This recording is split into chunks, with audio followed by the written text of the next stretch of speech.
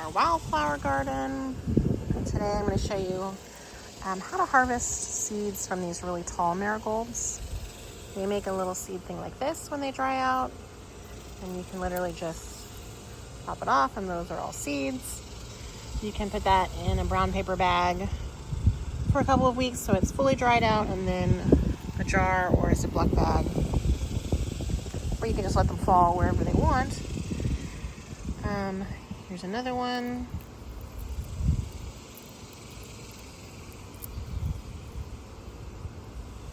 That one wasn't quite ready. I should have let it dry a little more, but all right. Let's see what, oh, I see. So this one I would say not ready yet, but these wide open ones definitely are.